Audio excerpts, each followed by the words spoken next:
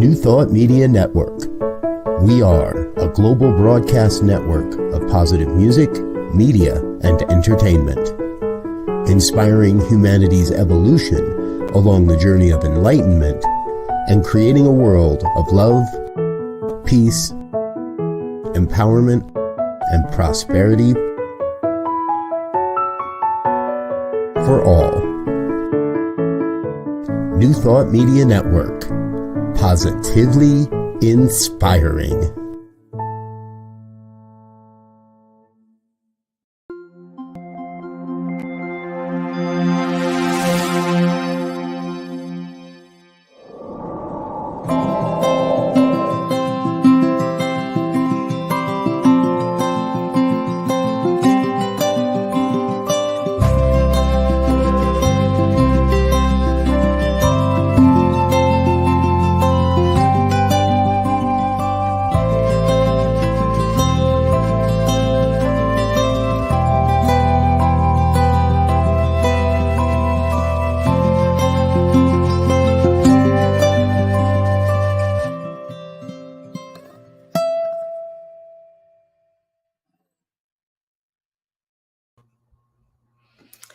Good afternoon. I'm Reverend Barbara Schreiner Trudell, affectionately called REV B.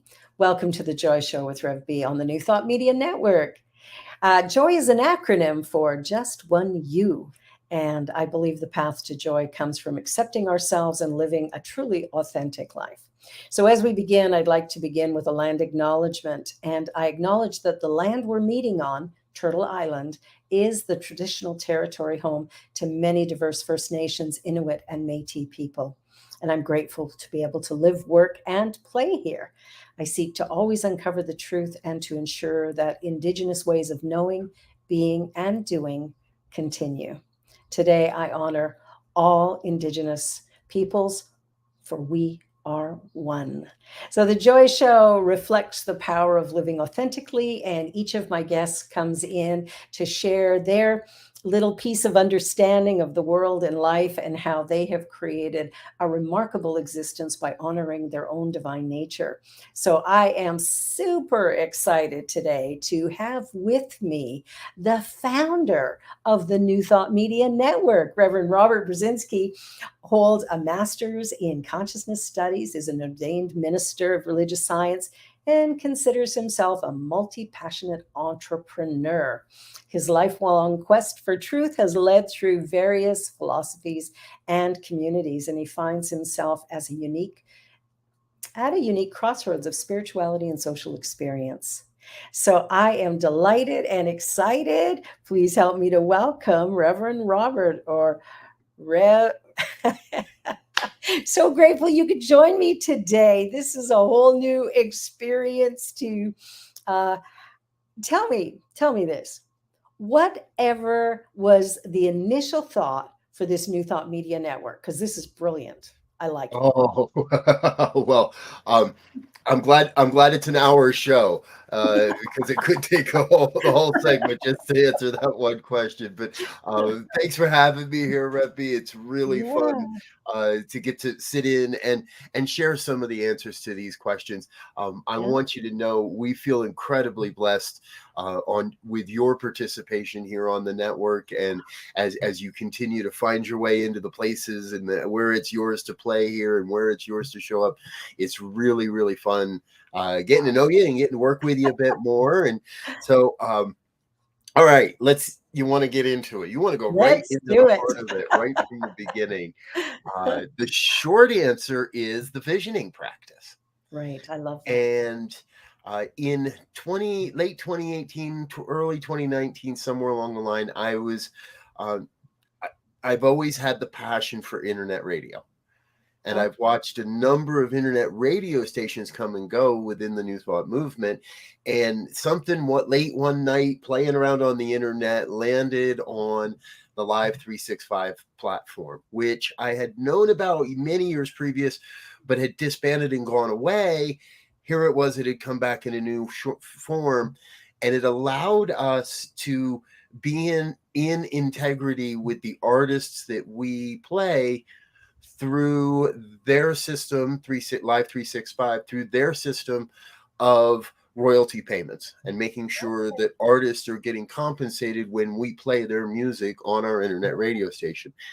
And really, it was just a little hobby of mine for me and some friends, so that I always had a New Thought playlist at hand. And my wife has always really enjoyed the playlists I put together, so she loves, and it was really a small little thing for a group of people. It was the seed of an idea.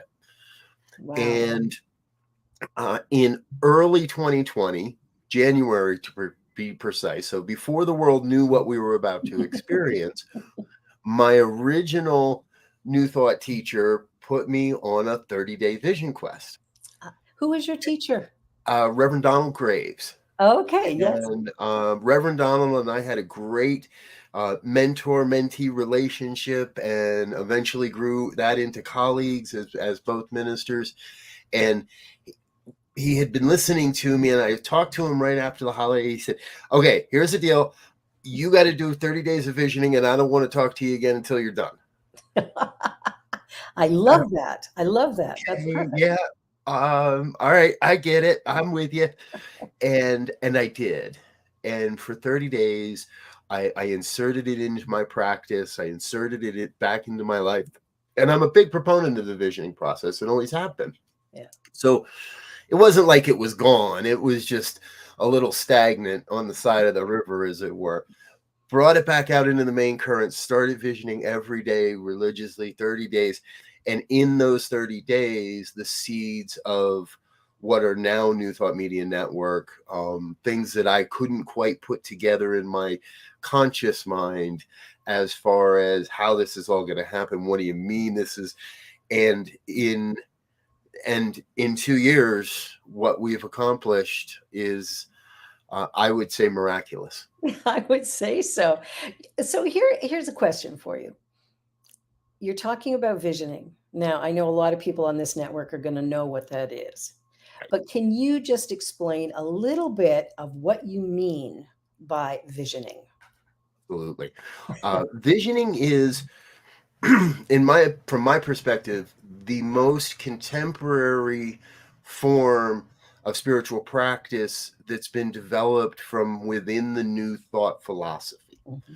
So wherever we want to trace the origins of New Thought and religious science, divine science, the unity movement, all these we can talk the Christian Science story another day, but wherever we want to trace our roots, we've always borrowed spiritual practices. We borrowed prayer and adapted it to fit our awareness, our understanding of spiritual life.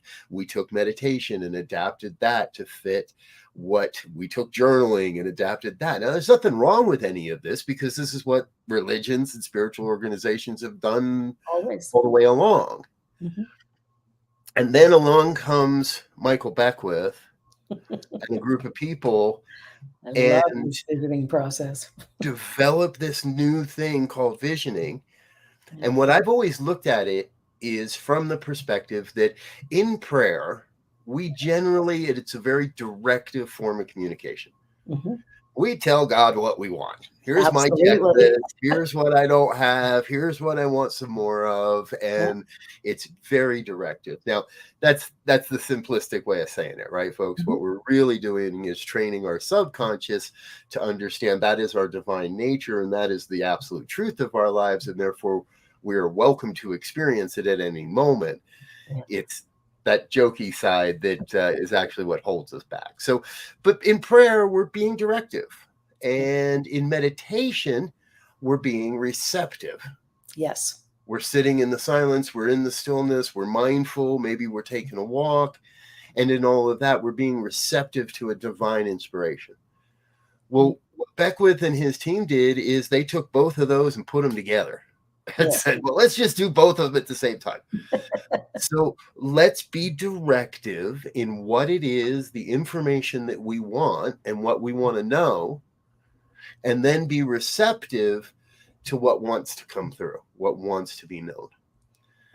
And in about 20 years of practicing this now, what I have found is there is the opportunity to have that direct two-way communication and to receive answers. And Yes.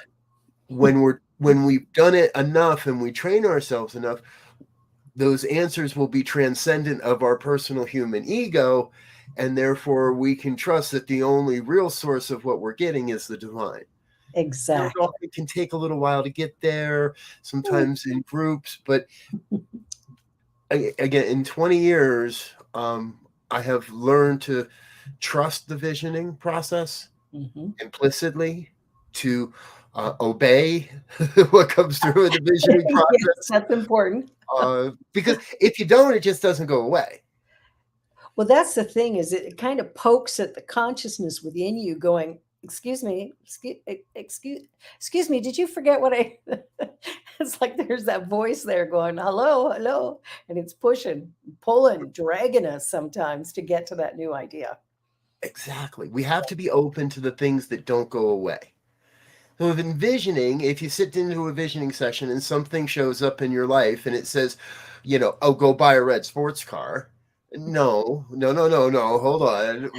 We're gonna use repetition to make sure that's really the divine and not just my ego desires, not just some crazy wild thought that runs through my head in the midst of this spiritual experience. And that's what happens for many of us, is that we're trying to decipher my ego voice from my heart, my divine voice, and and there is a way of knowing the difference very clearly. In my visioning, one of the things I've identified now is I watch the use of my voicing. So if my journaling, and what we do in visioning, you know, again, we ask the questions, very specific questions. They're the same questions every time. And we record our experience of what happens. And if I'm writing in the I have, I will in the first person, I'm pretty sure that's me. That's Robert saying this. Hey, here's my directive. Here's my water checklist. I want this. But when the language is you, when the notes that flow forth have revealed the sense of being spoken to, that I'm now hearing a voice outside of my own human intellect, that has to be the divine. Absolutely. And it has to be for good. So again, I better pay attention. And if I don't, it'll still be there the next time too. Well, that's the thing is, and I've had a couple of interesting experiences with that voice of the divine. I remember once doing a service, and I was actually interviewing somebody during the Sunday talk rather than just doing a talk. And he was talking about something. I'd asked him a question and he was sharing it. And then all of a sudden this voice comes in and goes, so this is where you are. Are you happy with this? Is this all you imagined it would be? Like there's this whole dialogue going on inside of me. And I'm looking around the room going, is this my vision? Is this what I'd really wanted? Or is there something more? And today I'm realizing something more. But it's the visioning process is, it's so powerful. Yeah. So that which doesn't go away. No, and it doesn't go away. It doesn't. I remember before I moved to Toronto to start CSL. Now this is going back 20 years ago, 22 years ago, actually. And I was in a visioning process at one of the conventions. And I'm in there and all of a sudden I get a vision, which I don't often see pictures. So it was very odd, but it was this vast body of water, an outlet of land, and then these two big smokestacks on this land. And I'm like, oh, okay. And the idea was it's time to go to Toronto. So I'm like, okay, whatever. So when I moved to Toronto, about 5 months later, I move here and I move into a neighborhood called the Beach. And I'm walking down to the lake one day and I'm walking along the boardwalk. And what do I see directly in front of me?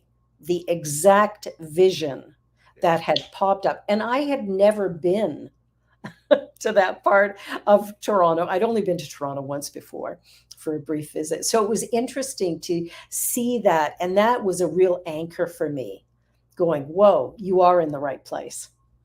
This is the right time. Yeah. It's fascinating. It's very easy to drop into a belief that, okay, we're all predestined in destiny here. And that's not what we're teaching. No, not at all. Because you just as easily had the choice to look at that and go, yeah, whatever, and keep going, right? You still live at the place of choice to say, no, that's got nothing to do with what I've got this ego idea, I've got this other thing I'm doing. Yeah. It can be a little scary sometimes being that open to the vision. It's very scary, actually, because it's so new.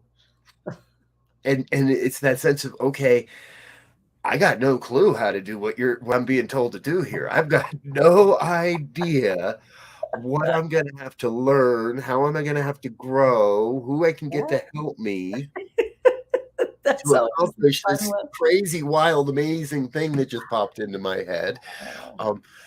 And what we teach and what we know is I don't have to know the how.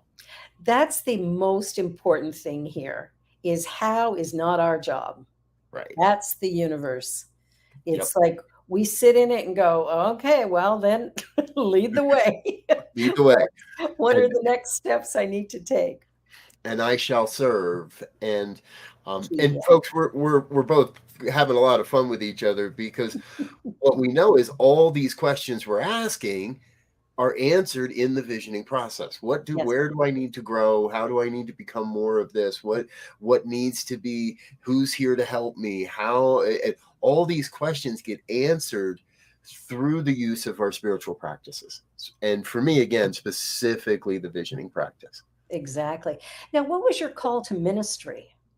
Like, here you are, a reverend running this incredible network, building it, expanding, creating a space for people like me to do what I love to do. What was the call to ministry, to become a reverend? What pulled you there? A very interesting, and sometimes it feels complex, answer to that question. I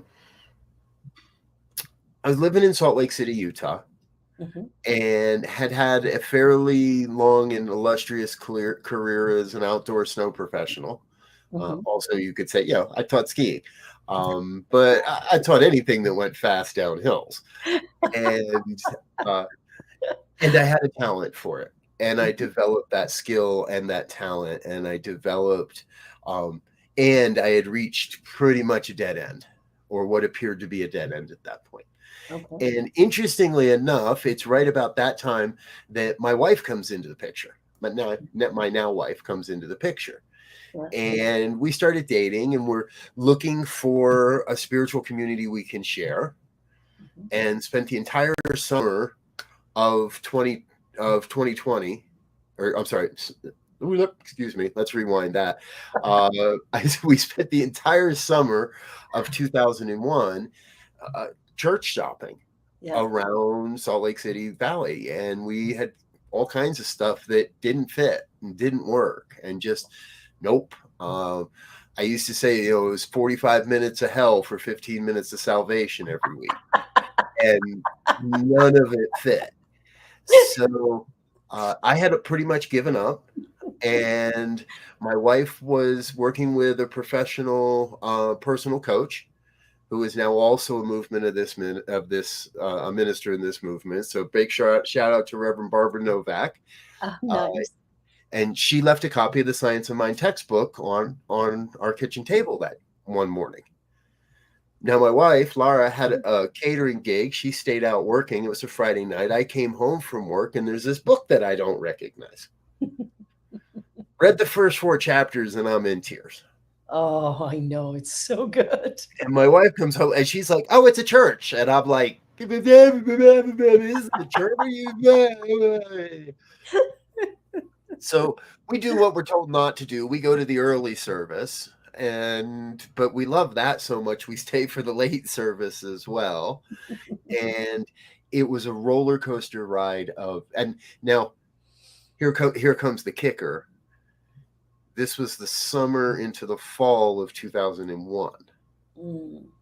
So it was our second class of foundations when the towers came down. Oof. Boy, I remember that well. 30 some odd people fell into this room and looked at Reverend Donald Graves and said, "Go ahead, explain that. Let's hear what your fancy dancy philosophy of life and good and it's all God has to say about this." And he did such an incredible, masterful job that at that moment I was just like, wow, okay.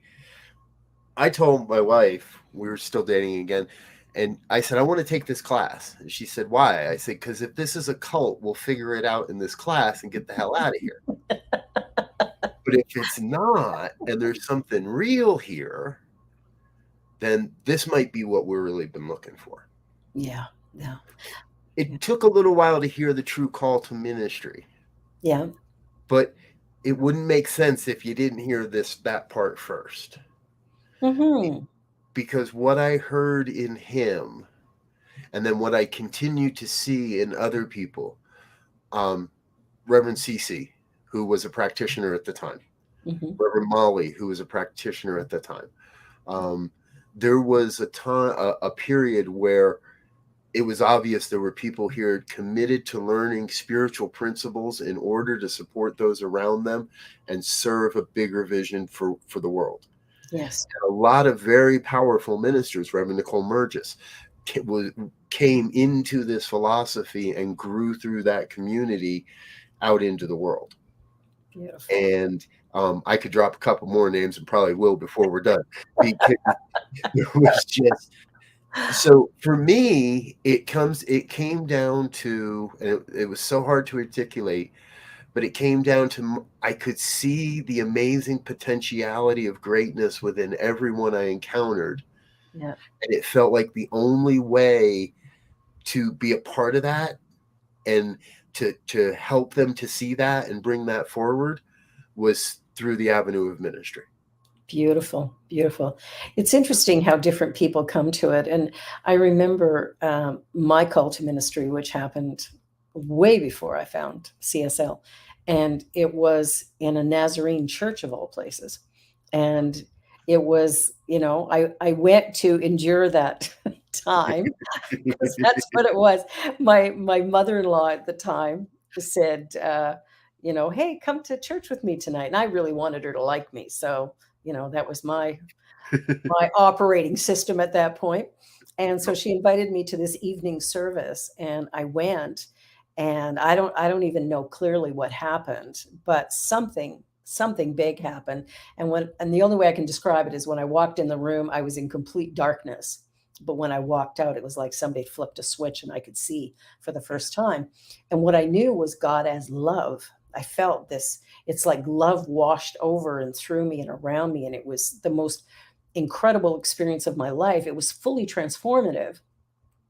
And then it took me, about a year and a half to get out of that church because I was like, they're not answering my questions, right? Like, what do you mean the rabbi's going to hell? I can't believe that. I can't believe that good people would go to hell. And so there was this struggle within me that took a little while. And then a friend introduced me to, it was actually the Center for Positive Living at the time in Calgary. And the Reverend Dr. Arlene Bump was the minister at the time. And I went in there and I just felt this overwhelming love and joy. And it was like, oh my gosh, I could get on board with this idea. So that began the journey of the Centers for Spiritual Living and coming into the understanding of what Ernest Holmes was talking about. And I'll tell you, it's been a beautiful ride since. Lots of ups and downs, lots of bumps in the road, but we get over them and through them. Yeah. So what is your great vision for this New Thought Media Network? Like, I'm so excited to be here and to be a part of it. I just want, where do you think it's going? Where are you taking it to? So it's really difficult to answer that question without a deeper understanding of spiral dynamics. Mm-hmm. And so to make this easy for everybody, it's just a way of looking at humanity's evolution over time. Mm-hmm. And we all go through the various stages of life, if you will. And at each stage, we have a different perspective of the world. True. And we progress through these various stages and states of being to what eventually many might call enlightenment. It's a very loaded word. We could talk about that in another episode too. However, along that journey, there is a place where we leave behind the sense of trying to get what's best for me and mine and move into a more world-centric perspective of how we interact in the world, how we support the vision, like a world that works for everyone, and such. In my studies through ministerial school and into the early parts of ministry, I started to be influenced by, number one, a writer named Frederick Laloux, and I started to be influenced by business writings, business books, where people were bringing the New Thought principles to life, but they didn't know they were New Thought principles, and they would bring there's one here actually that I love. You remind me of this, Bob Chapman and the Barry Wehmiller organization. If you've never heard of Barry Wehmiller, it's amazing, and the story of what Bob did there is incredible. This book, Everybody Matters: The Extraordinary Power of Caring for the People Like Family. And get back onto my story here. I started to get this vision of ministry beyond the brick and mortar, beyond the it's only Sunday nights and maybe on Wednesdays if you're feeling down and need a pick me up, but normally I'm okay. I'm going to do something else. And it was in my mind and in my heart, there is the marriage of spirituality and business that is right now happening. Yes. Holmes in his day was talking about the marriage when science and spirituality can walk hand in hand. Well, that's been going on for 30 or 40 years now. Yes. We got that part going, got that part pretty solid. Yeah. Now I think we're in the period where business and spirituality are learning how to walk hand in hand. And we've seen more mindfulness in large corporations. We see mindfulness rooms in airports and meditation rooms in airports and places where spirituality is infusing our environment, our lifestyles, and our entertainment in a lot of ways. And there's actually a great clip by Tia Leone from a television show where she says, or we can get about doing the hard work of creating a world that works better for everybody. I'm like, okay, so who is the science minder sitting in the writer's room of that program? Because that exactly somebody said you didn't come up. Your writers didn't come up with that all on their own. They came up with that. They borrowed that. So, and we borrowed it too. So exactly. Well, that's the thing. I think that when we create a vision of inclusivity and equity and just respect and honoring of all people, of all paths, I think that's a huge step toward creating some kind of harmony in our world and the possibility of really making the world better for all. And I think that's what we're striving to do. And it is about oneness and inclusivity and coming together. And we're going to take a little commercial break here, and then we're going to come back. And this is Rev B with The Joy Show on the New Thought Media Network with my wonderful guest, Reverend Robert. Okay, how do I say it? Briz. Yes. Robert, Reverend Briz on the show today, the founder of this incredible network. So we'll be back in just a minute or two. New Thought Media Network is on the rise. We're looking to grow with you. Do you have technical media experience or perhaps a desire to learn. Are you willing to volunteer your precious time and attention? We share this message to benefit all. If you possess a computer with a camera and a microphone, we will share our knowledge with you. Behind the scenes or being the star, let us bless our one. Contact us at info@ntmedia.org.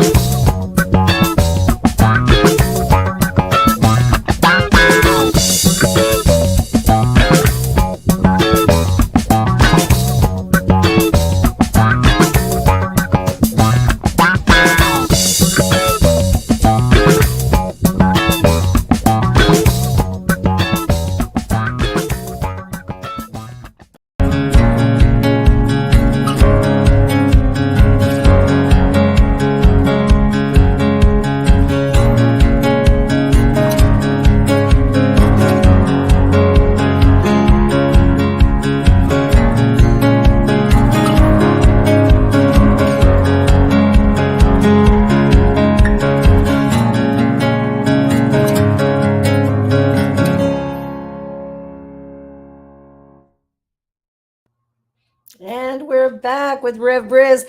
I am really enjoying this conversation, and I love the ideas that you've brought forth.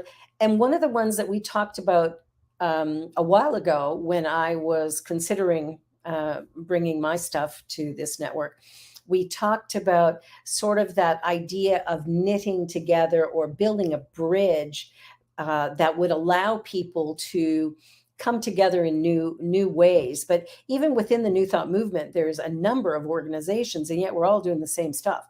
And sort of finding a way of bridging what we perceive as differences, because I don't really think there are any, governance maybe, and just pulling together so that we can actually create a world that works for the highest and best good of every single man, woman, and child. That's my vision of, what we can do is build this bridge, this New Thought bridge. Yeah, absolutely. In a philosophy that teaches oneness, and I use it in my prayer work all the time, there's that piece of recognizing that everyone on this planet is vital.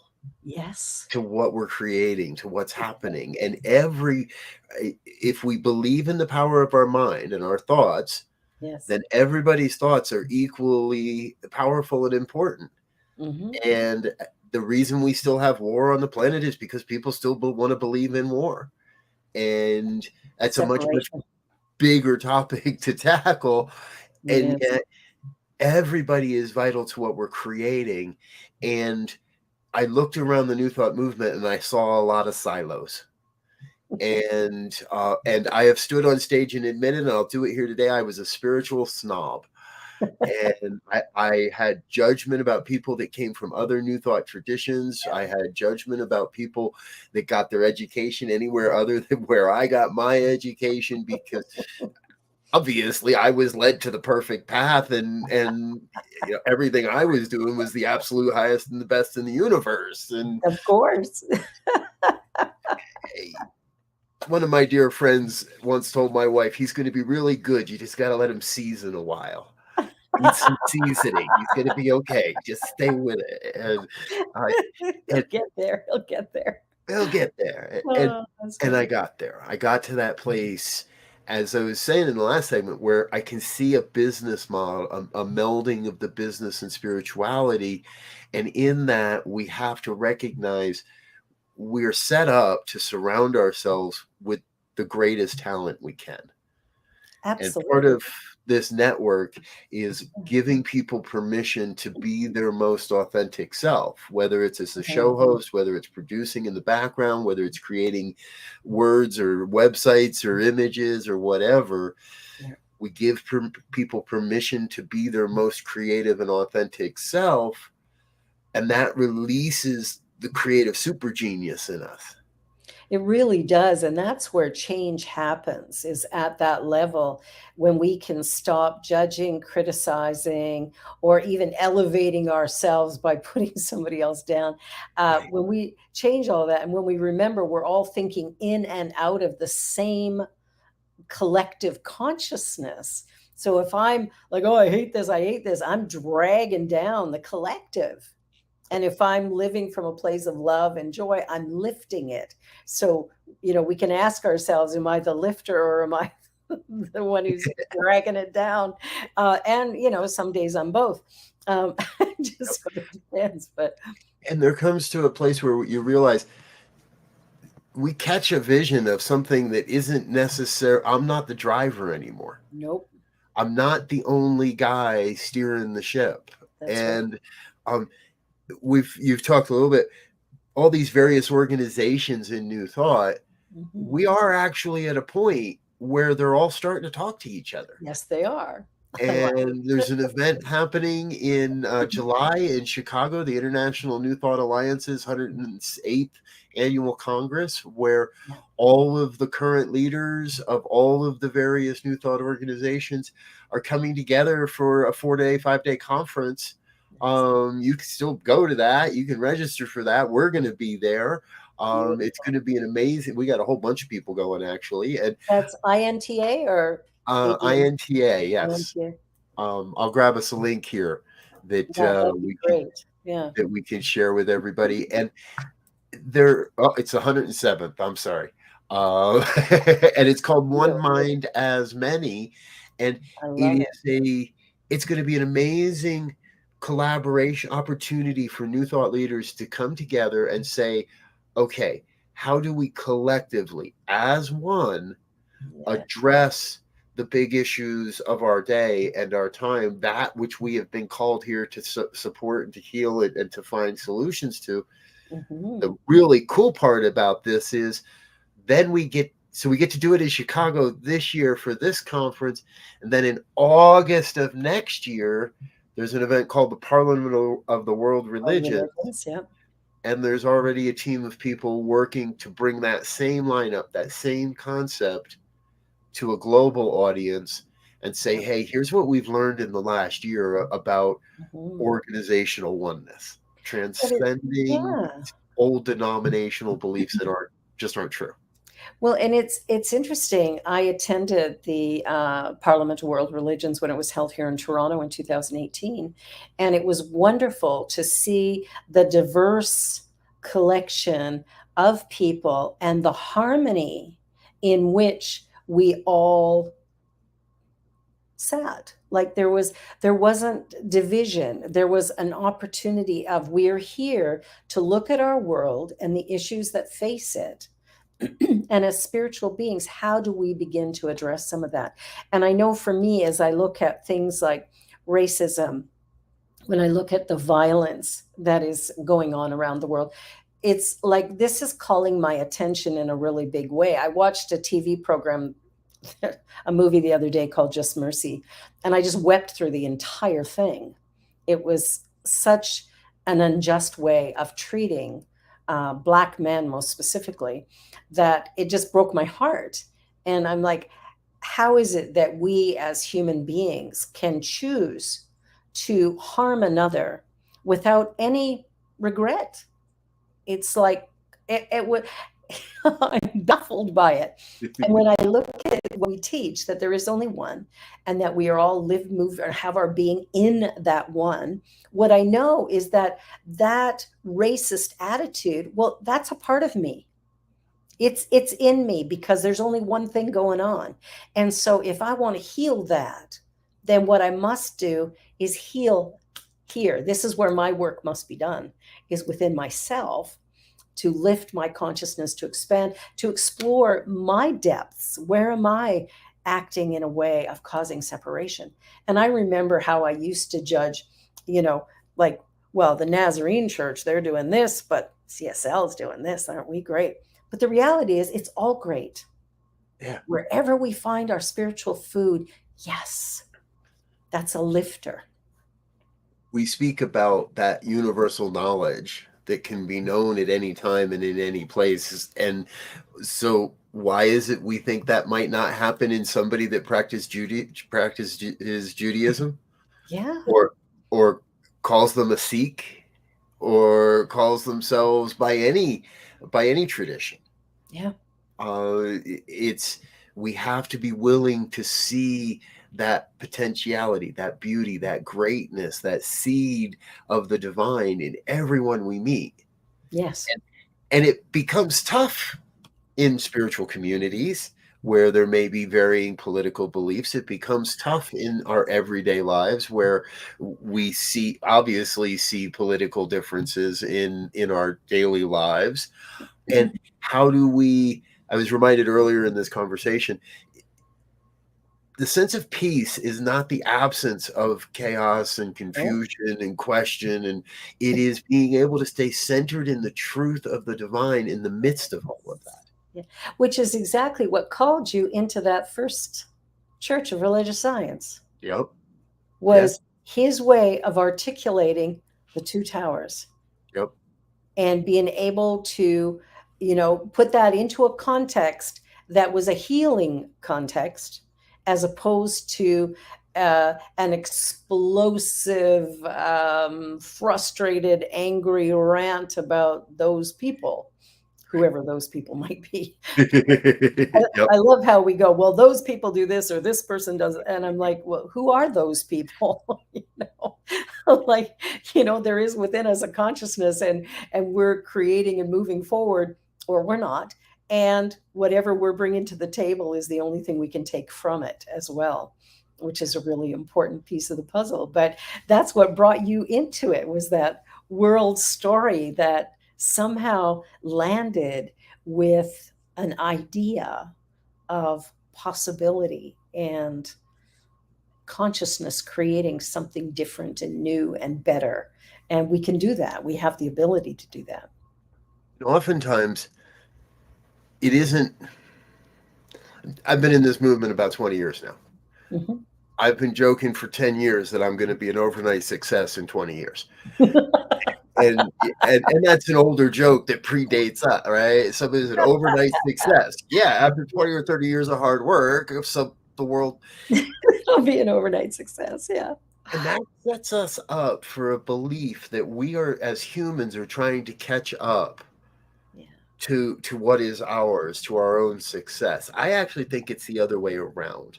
I agree. When we use the visioning process, I can actually look back and see glimpses of where New Thought Media Network was showing up 15, 10, 12 years ago, but it couldn't have happened the way it does now. Exactly. The technology wasn't there yet. Mm-hmm. And I was envisioning a little radio station in a community, in a strip mall, in a community where people could come visit and this and that. And other people were like, yeah, this, that. It could not have happened the way it did. Yeah. Until 2020. The technology, StreamYard is barely new at that time. The technology. So it's not that we're trying to catch up with our success. It's not that we're trying to prove our success. It's a process of allowing our success to be revealed and being able to recognize it when the world, the technology, the humanness catches up with the divine vision. The vision is always going to precede the need. Yeah. Yeah. And that's the part to keep in mind, because we tend to get in a bit of a rush. We want everything yesterday, right? I keep telling my students that life is a journey without a destination. Yes. And so the only point of it is to be present now. That's it. And I used to have a T-shirt with that. I'm going to get it tattooed on my wrist as a bracelet. I had a T-shirt. The journey is the destination. The journey is the destination. Yeah. It's a powerful idea, especially, oftentimes when people are coming into this New Thought movement, they're coming in going, oh, it's a magic fix. I'll just understand the law of attraction and that's it. Life will be great. And here's my red sports car. Yeah, exactly. Interesting idea. It doesn't actually work that way, but But that's and I think that's what causes some frustration for new people coming in. If they don't understand consciousness and they're coming in and hearing, oh, I can do treatment and heal this or that, it creates a lot of dismay, because we have to articulate that consciousness is the creative force of the universe, and that if we want to see any change in our life, we can't do it by changing the external. The only place we can make change is right here. Yep. Within our own self. Yep. Yeah, it's the story that I love to use is Mother Teresa reportedly was invited to an anti-war march, and her response was, no, if you have a peace rally, invite me to that. Exactly. And we see right now in society, and you're going to see a whole bunch this summer, I can tell you that more and more people marching in the streets. Yes. And I absolutely agree with you, Rev B. It's all in the consciousness that we bring to those events and those experiences. It's not that we're going to stop marching in the street, but it means that I'm going to march in the street with a sign that's positive, that's casting a vision towards what we do want, rather than F this guy or that guy or whoever. And it's being able to bring our spirituality, our deep knowing of the truth, to the events of our day. So we change our consciousness, and that leads us to inspired action. I agree. There's a lot of people that get lost upon the journey because they didn't get the red sports car, because I've been telling the universe I need a man for this long, and all I keep getting are these idiot guys, these there's no good men left. Right. And so I've looked at it from a perspective of maturity. Yeah. When we grow as human beings, we grow through stages of maturity, and the same thing happens when we find spiritual community. Absolutely. When I first came through the door, I never imagined being a minister. And then I got into those teenage years, and I thought I was ready to be a minister right now, damn it. And okay, here I all the answers. Exactly. I was that guy in school going, put me in, coach. I'm ready to lead. I'm ready to lead. And, oh, how little I really knew. And in the 10 years since then, I've seasoned. I've been able to discern the call, be able to discern where people are hurting and where people want to be challenged. Yes. There used to be a statement that got thrown around, right? Our job as a minister is to comfort the afflicted and afflict the comfortable. No. That was around for a long time. It's an immature understanding of this philosophy and how it works. Yeah. And I'm here to challenge and support those that are afflicted, and yes, comfort them. But I'm not here to afflict you if you've fallen into the trap of stagnation or comfort or feeling like you've done it all. I'm here to continue to challenge you as well into your greatness. And if your greatness has gotten waylaid or arrested for some reason, if you have forgotten, that's not me to come and smack you over the head and tell you you're wrong. No. So as we spend time in the philosophy, we mature into a deeper understanding. Personal opinion, a lot of people get rushed through to try to reach a destination within organizations and through an educational system, and people get rushed through and corners are cut. And I could tell you stories about this for decades, but where and that doesn't serve our students. That doesn't serve the people that are still need the time to mature into a wealth of demonstration, a deep collection of stories of where they've made this work, and where I've stubbed my toe and fallen on my face and publicly said the wrong thing, and therefore being willing to be open to lessons and new understanding and new education. I know you. I'm preaching to the choir. So That's okay. That's okay, because people listening in are going to enjoy hearing that really it is a journey. I'm reading a book right now called The Art of Abundance by Dr. Dennis Miller Jones, yep. And it's such a great example of how to put into practice the ideas of consciousness and how to create them. I'm quite enjoying it. And it's interesting that as we move along, what we are doing is striving to find answers, but those answers aren't out here. They're right here. We already know. One of my favorite questions, all my students hate it, is they'll say, well, I don't know. And I'll go, well, if you knew what the answer was, what would it be? Right. And like, they look at me like, and then they stop because the answer's there and it pops right up as a result of that question. Yeah. I kind of chuckle and go, like I said, you knew what the answer was. And I talk to people how we lie to ourselves because we're always telling ourselves, well, I don't know.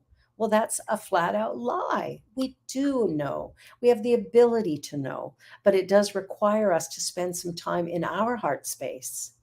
And then I think for all of the challenges in the world today, that love is the answer. That if I can just love you enough, maybe you will love yourself enough. You know, Ricky Byers wrote the song, I love myself so much that I can love you so much. And I love that message because it is such a true statement of how we heal our world. We don't heal it by beating each other up, berating each other, judging, criticizing. We heal it by creating a sacred space where people can feel safe and feel loved and challenged to grow and be and expand, right? But that's the journey as ministers that we're on, is to create that space for people to find their authentic voice and feel safe enough to actually express it. That the environment, it's all about it's about creating that environment. And that's why I love that you're here on New Thought Media Network, because you're shaping the environment of what we will be. Yes. Not just today and tomorrow and next year, but what this network will be 20, 30, 50, 100 years from now, after we've both moved into the next dimensions of living this network's going to be going on. Exactly. And the consciousness we bring to it today shapes generations down the line. And if we can demonstrate that here in this small environment, in this small container, then it has to grow and it has to expand and it has to flourish. And I believe it's the divine ideal. We are a part of modeling the divine ideal of beloved community at a global level in a planetary way. Yeah. And I think when we remember that each one of us is kind of a microcosm of the macrocosm, the universal oneness, that as we acknowledge our responsibility in that, we start to live in a way that is more honoring. So I've caught myself recently getting a little irritated first thing in the morning. And this morning I went, enough, you got to stop that. Consciousness is creating. Like my pets wake me up at 5 a.m. They're all seniors, right? Well, so am I, but you know, they're noisier. They wake me up in the morning, barking, meowing, get out of bed, come feed me. And I'm like, I just want a couple of minutes with, let me wake up and, get into the day before all these demands are placed. But the truth is, I have these beautiful pets who are so loving and glorious, who only give love. That's all they know. Even the cats. And somehow I'm getting annoyed because they wake me up at 5 o'clock. The truth is, that's ridiculous. So this morning I'm giving myself a little lesson going, you know what? You love them and they love you. So just feed them, let them outside for a minute, and then you'll have your peace and change your story. My husband laughs at me like, honey, Why are you upset with the animals? It's too early. We all have our little missteps sometimes, and just to honor our humanity, I think, is a big part of this journey. That if I can just honor where I am at any given moment, forgive myself for the missteps that I make, and then from there move forward with as much love and compassion as I can.